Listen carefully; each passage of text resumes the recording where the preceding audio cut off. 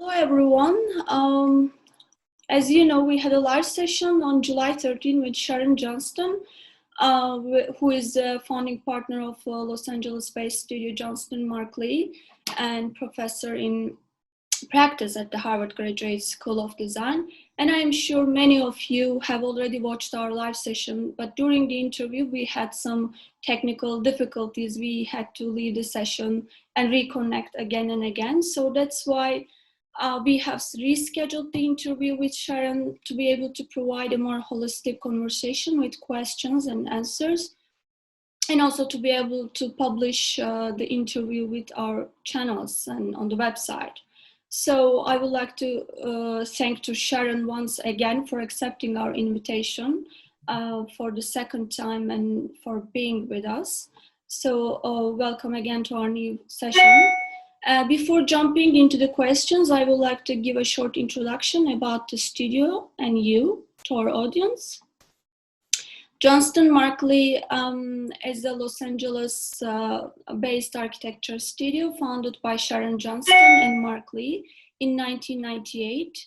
The studio has an extensive project portfolio regardless of types and scales, spanning 13 countries throughout North and South America, Europe, and Asia. Sharon Johnston and Marklee were both artistic directors of the 2017 Chicago Architecture Biennial. As you know, Sharon and Marklee are currently professors in practice at the Harvard GSD, and Marklee is also chair of the Department of Architecture at the Harvard GSD. The firm received over 40 major honors and awards. The firm also released a book, A House is a House, is a House, is a House, is a House in 2016. And other monographs were published in 2GN16 to 2014 and El Croquis last year. Sharon was awarded the 2019 New Generation Leader honor by Architectural Records Women in Architecture Design Leadership Program. And recent projects by Johnston Marklee include the Manual Drawing Institute in Houston, Texas, in the renovation of the Museum of Contemporary Art Chicago, the design of the new Dropbox Global Headquarters in San Francisco, and the new UCLA Margot Levin Graduate Art Studios campus in Culver City.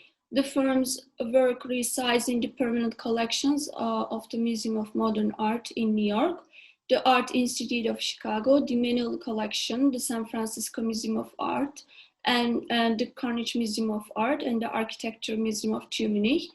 We invited Sharon, as we know, because architectural education and professional practice, like in other many industries and fields, suffer from some radical changes affected by the COVID-19. And Sharon has a significant role at the intersection of these two worlds. So we want to discuss it deeply in our session, like how the architectural education and our practice will be reshaped or are being reshaped already. So I would like to start with my first question.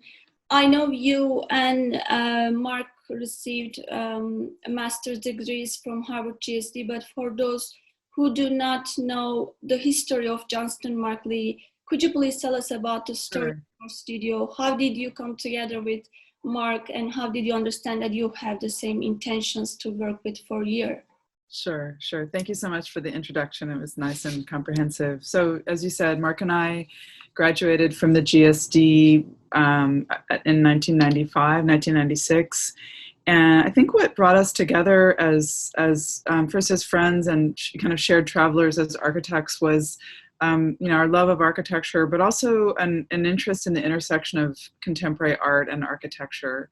And Mark was taking art history classes with Eva Lambois in Harvard, and I was doing studio art classes at the Carpenter Center. So I think we met in Herzog and de Meuron studio, and of course they also share an interest in art and collaboration with artists. And I think that led to, we started very slowly thinking about doing projects together. And our first projects were in Marfa, Texas. Of course, another place that has, both, it it has the signature of Donald Judd, the artist who left New York in the mid-70s for a place that was more, maybe just more raw and unmediated by the art market. And so Mark and I had the chance to work for some foundations there, doing very modest projects, renovating houses for a writers in residence program for an art foundation called Lannan Foundation. And, that led to a couple of other commissions, a master plan for the public library, a few private commissions. And I think that experience was really important to us, not only for the personal experiences, the friends we made, the collaborators that we worked with who became clients in different capacities in the future, artists, curators, folks that went on to do different things. But I think the way in which that place brought together art and just everyday life, that architecture and art, there was at the one level a sort of very everyday nature to solving problems in architecture, building barns, building sheds, building, industrial buildings with a very high level of appreciation of art and aesthetic things. And I think that somehow is still at the core of what Mark and I share, what our studio, what the folks in our office share, is a kind of very, a sense of architecture as something that is, technical and solving problems, but also a discipline that can elevate very kind of everyday conditions through design. Yeah, I see Johnston Marklee has been designing several cultural and commercial educational buildings, which they are large-scale buildings. But I think the breaking point of the studio is the Vault House on Californian Beach, which proposed a private house typology, which has a quite artistic look. And when I see the building, I suppose that it's just a permanent sculpture, not a real house. I also examine your other projects. But all of your projects look like they have some sort of an artistic manner. They're quite simple, they are quite pure. Maybe only color can be a differentiator and factor to distinguish yourself.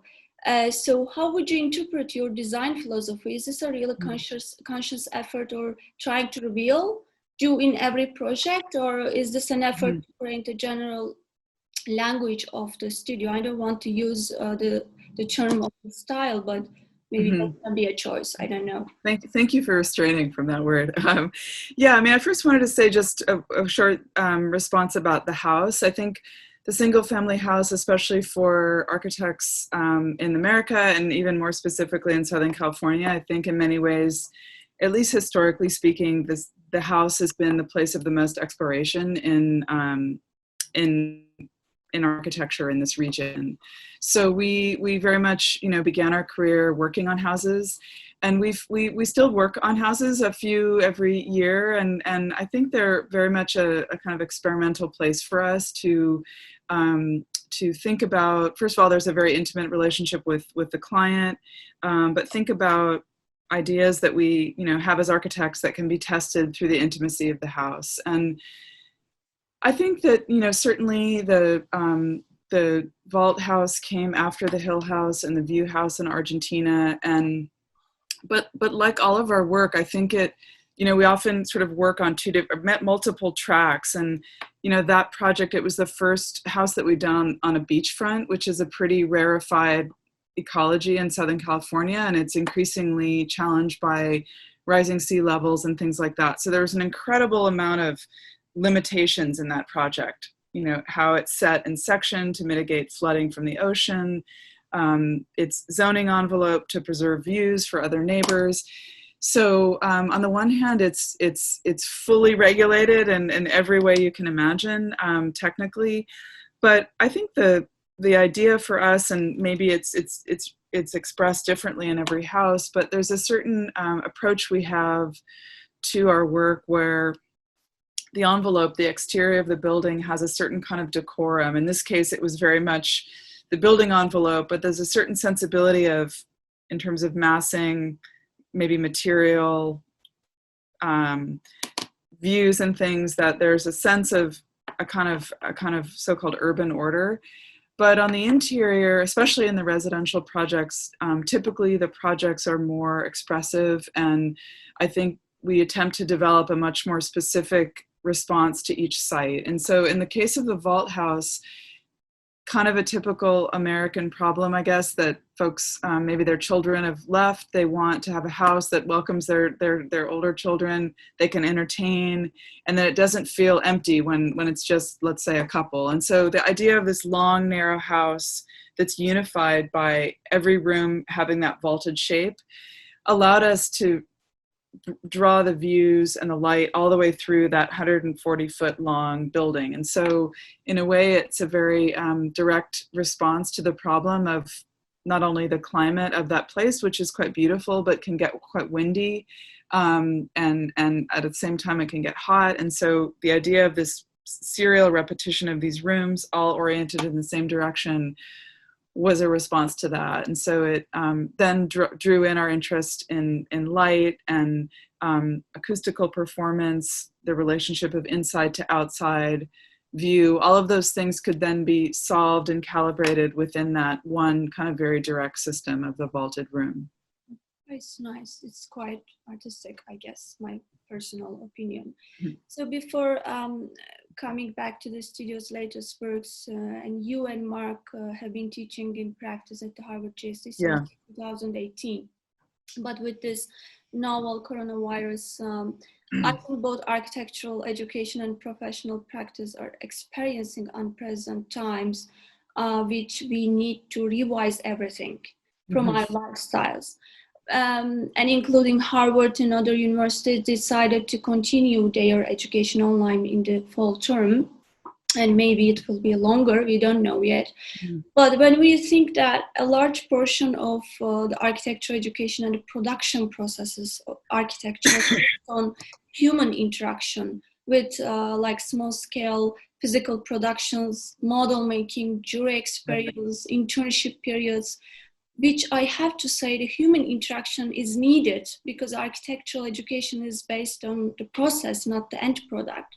Right. So how do you think that this pandemic will affect architectural education in the long term? Because we know that some conditions are must in architecture. Yeah, right. You have to provide that medium. Right. Life safety issues.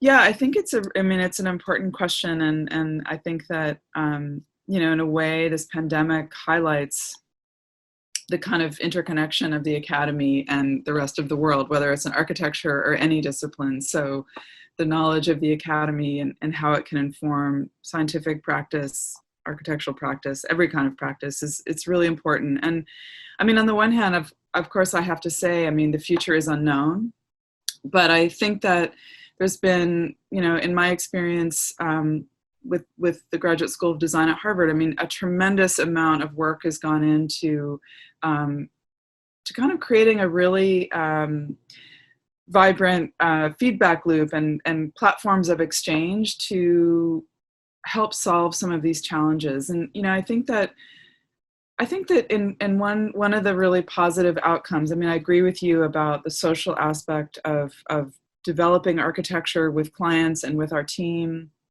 and with students, and that the in-person nature of that is really important to us as architects. The way that we shape our studio, you see my library behind us, there's other rooms that are for model making, all of those tangible artifacts are really vital to the culture we try to build in our office. But I'll say that, one way in which, there's been some positive benefits of this is that there's also, I mean, I do believe there's a level of interconnectedness through COVID and the kind of platforms that we're talking through digitally that, I think have made folks that might have been inaccessible to students or to us as practitioners because of distance or time, that we've embraced synchronous and asynchronous learning practices in ways that I think have and hopefully can continue to do so in more creative ways, create connections between folks that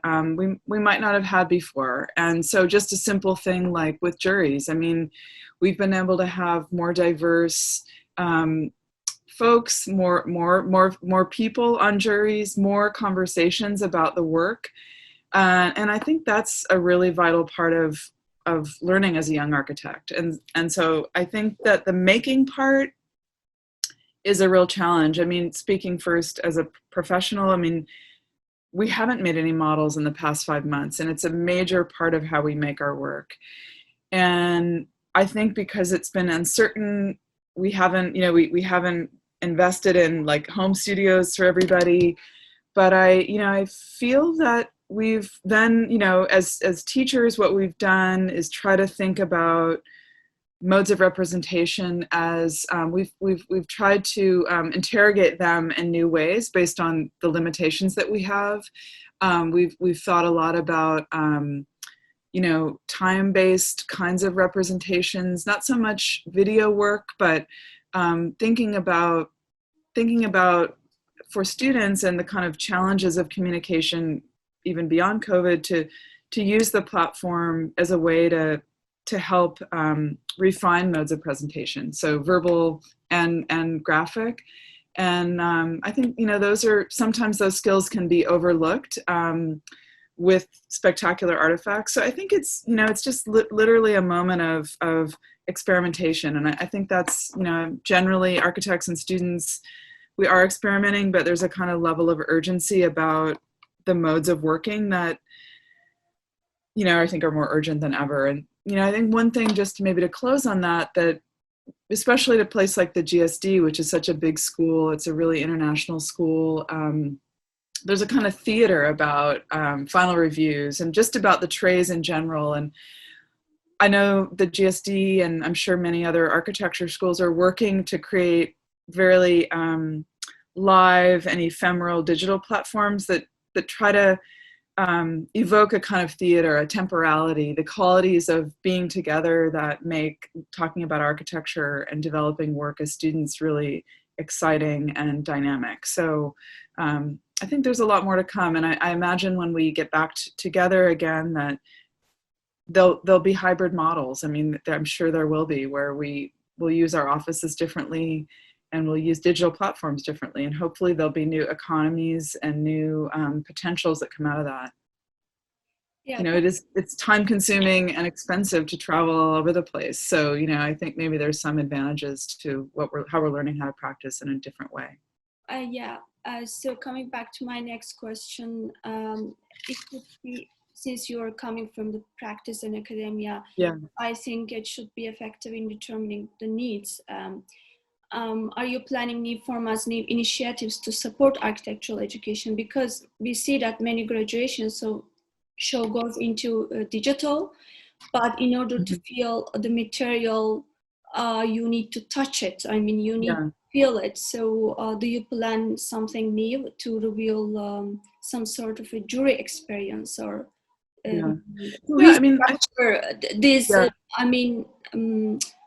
some sort of an touchable and more tangible things, I mean. Yeah. I mean, it's a really important question. I think it, at its very core, it also gets at, questions of equity, because without the shared space and tools of what an architecture building like Gund Hall can offer, all of a sudden things get very out of balance. Some folks have their own space where they can work. Other people are living with families. They live in countries where they may be surveilled by governments. I mean, it's very extreme, especially for a place like the GSD, which is so international. So we are treading very carefully, and we're working very hard to have a very open dialogue with our students, because it's very important that everyone feels safe and feels that there is, equity of resources where they are in the world. So that's just a general comment. I mean, one thing that's a pretty tangible shift that we're trying this semester, in school starting next year, or next week, is we're doing a hybrid of full semester long studios and module based studios. So part of the thinking there was that if you have, there are challenges of just the kind of duration of working on a studio in Zoom for kids that are, just continuing to reinvent modes of engagement and conversation. We thought working in module base would be interesting, where students could have 2 studios in the time of a traditional single semester studio. And so we feel like that having more diversity of voices to engage with is something that we think is interesting. We also think about new modes of kind of collaboration between students in digital platforms, so helping them find ways to connect and share parts of projects despite being distance. I think there's an attempt in some studios to allow, if students are all over the world, I mean, issues of time zones is a big challenge, but also being able to draw in specificity of different regions of the world into the studio. So some studios might not have a single site, but they'll have parameters for a site that students will find sites that meet those criteria in their own regions. And so there'll be a kind of sharing of urban issues or material resource, supply chain issues, climate issues that will bind the studio projects despite the different places in which they exist. And, on the material side, I think that it's a bit of a question. I mean, in my case, what I'm hoping to do is once I meet my students and realize what their capabilities are, we're thinking about different kinds of model materials, of course, things like paper, lightweight things that are easy to work with on a desktop. So it's a bit of a kind of wait and see, but I think that kind of resilience that we are all being challenged to bring to our thinking, and the kind of immediacy of meeting our students and figuring out what we can do with the tools at hand is also, I think it's good for the institution. I think it can get very serious and very scripted and very formalized, and this, I think, instilling a sense that we're in this together and that we can learn from each other. It's not, a one-way kind of system of professor and student, but that there as regional and local and personal experiences that can imprint themselves on the discourse of the studio. I think that's really great. We're also bringing more support in terms of teaching assistants, things like that. So I think there's a lot of effort to scaffold and support, and then kind of open up the platform a little bit more than maybe historically we have in the academy. Yeah, I see. Some things are still in the speculation level. Yeah. Experience together. So coming to a more general question, it's somehow discussed that there is still lack of connection between the practice and the academia. And you have been teaching in such a leading institution. Do you agree with that, or do you see some still deficiencies in architectural education and the practice? And how will this relationship be reconsidered, where the freedom of mobility is limited for both sides? I mean, what happened in internship periods? I mean, in real practice in the first nowadays, what's happening? Right. Yeah. I mean, I think it's true to say that, especially in America. I mean, we've done Mark more than I, but we have taught in Europe, and I think the model of education is very different. I think when you graduate from the ETH in Zurich, you're a licensed architect. I think there's a level of technical training in the academy, along with sophisticated design, research through studios, that, generally speaking, perhaps is a more, it's a deeper education. So, when you graduate with as an MArch-1, let's say, and you haven't studied architecture before, you still have a lot of training to do as a kind of internship before you're an architect. And so I do think there is a gap in America between the kind of discourse of the academy and that of the profession. But I think things like professors in practice are, certainly part of the, a lineage of bringing those things closer together, in the way that, we don't invest as much time in like administrative work in the academy, but I think our investment in professional practice and the kinds of projects that we're doing, are part of research that students are involved in school. And the fact that we're there, I think it brings a different kind of nuance to the dialogue about design within the school. And I think one thing that's really exciting about this moment is that I think many societal issues have really risen to the fore, whether it's, about equity and Black Lives Matter and, social justice issues, as well as health equity and all of the things related to COVID. And somehow I think the urgency of those issues is going to bring perhaps collapse, what's happening in the world and what's happening in the academy. That might bring an immediacy to the way that students and faculty can think about those problems, with folks that are out in the world, with folks that will participate in our juries. And I'm optimistic that in subtle ways, not to dilute the academy with, very prosaic problems, but to sort of bring, because those challenges are so immediate and so pervasive, I think there's a way in which, I know that, stay tuned and hopefully everyone will follow what's going on at the GSD among many other schools, but there's such an excitement around being, really sensitive to addressing these challenges within the studio problems. I mean, they're all happening at different degrees, but I think that's really opened up the discourse and given folks the challenge and the opportunity to embrace, bring together societal issues with questions that happen in the academy around form and technology and climate. I think that they're going to get closer together, and I think that's exciting. We'll see again. So tell us about your studio, because we see that recently many projects are canceled or suspended, or design processes are put on hold, unfortunately. Yeah.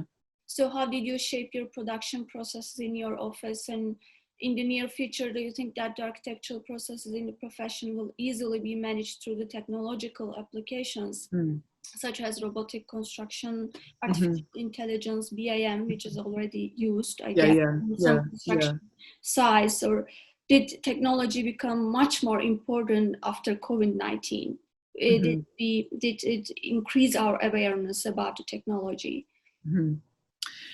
Yeah, I mean, I think that, architecture, building buildings is generally speaking it's a slow industry relative to maybe other areas of technology and science. But I think for sure, I mean, just very, very basically, I mean, we're all relying on technology much more than we used to in terms of communication with our teams. Everyone's remote, so there's that. And I think that, issues of time and contact and a kind of economies, supply chain issues, those are all even more urgent. I mean, we've all experienced that with things that we thought were just around the corner and accessible to us, whether it's materials or food or medicine. I mean, it's just this pandemic has made us realize how, in a way, how delicate those things still are, and that we need to really be innovative on the one hand to make sure we're managing our resources efficiently and can accommodate for disruption. But on the other hand, I think that we, especially in the world of culture, which is where a lot of our projects are, from, community-based buildings or museums, the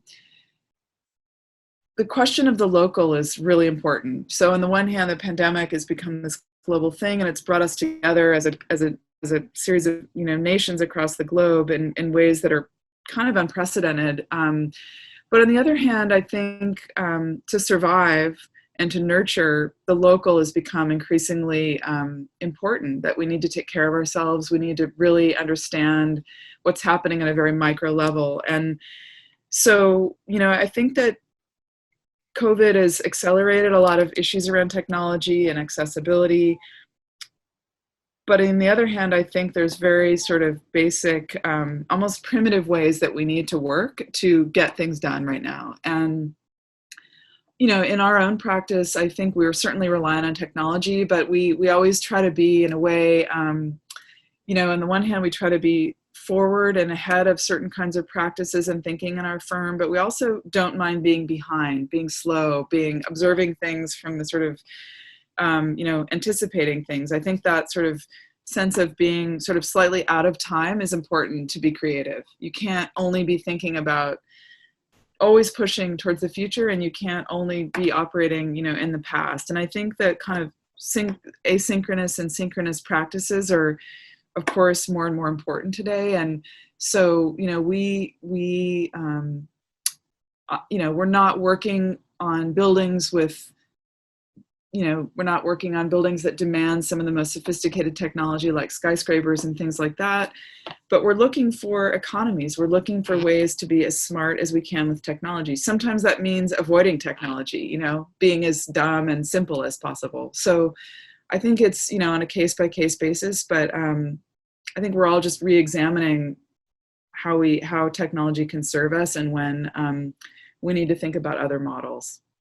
So you are not, as I understand, you're not use the technology so frequently. It completely depends on the case, the project. It depends on the case. Yeah, I would say that. I mean, I think especially when we work much further afield in our work in rural areas, I mean, in a way it's best to, especially, I mean, in the sense of what kind of technology you embed in a building, you want to be as passive and unreliant on technology as you can, just because things go wrong, So in other cases, technology is essential to a business practice, and in which case, you want to streamline and be really celebrate that and reap as much benefit as you can from the kind of integration of technology. But I think that maybe the message is that we really try to integrate technology, issues about resilience into the design thinking of our work. It's not about tacking on sophisticated technological systems, but integrating them as deeply as we can, getting as much out of systems as we can in our work, doing as much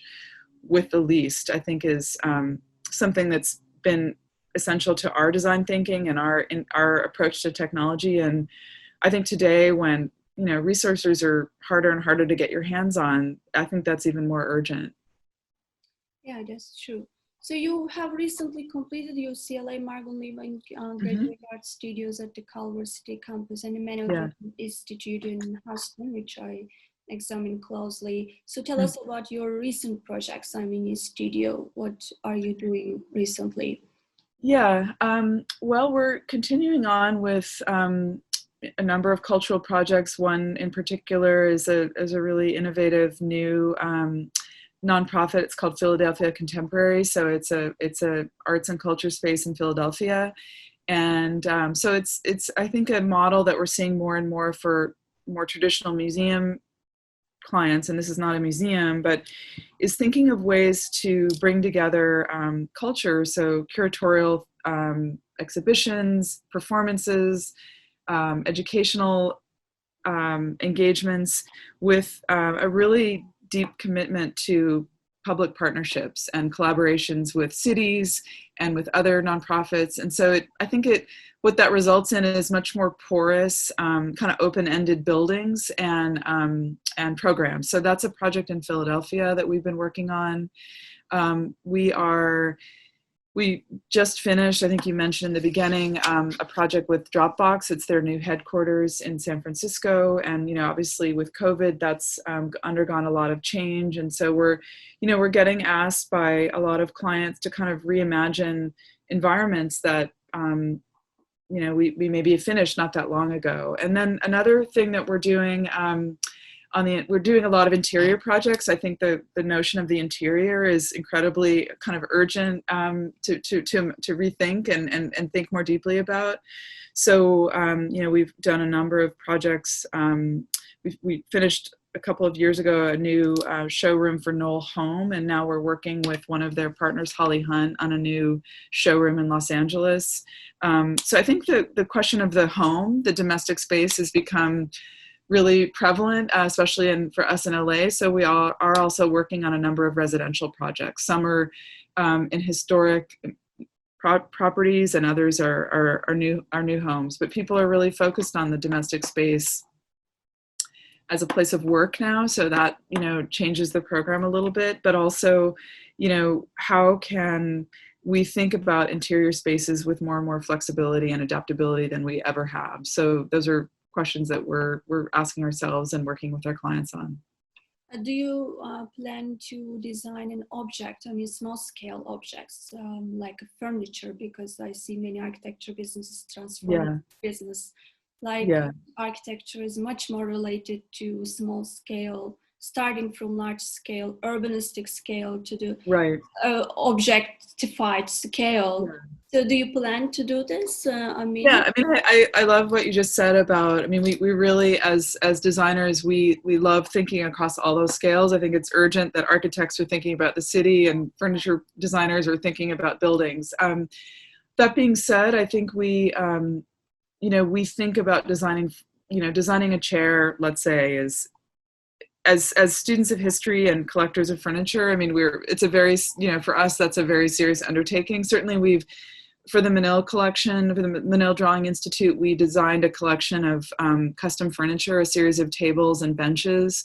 And I think the kind of specificity of that project relative to the building was really exciting for us. I mean, I wouldn't say we wouldn't do it, but I think it's a big undertaking for us, and we would want to design a piece of furniture that, would go into production. We'd want to find the right circumstances and partner for that. But I think we certainly designed custom furniture for projects.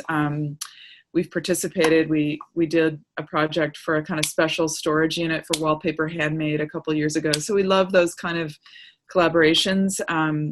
I think we just like to find the right circumstances for them. Yeah, okay, good to hear. So thank you for being with us today for the second time.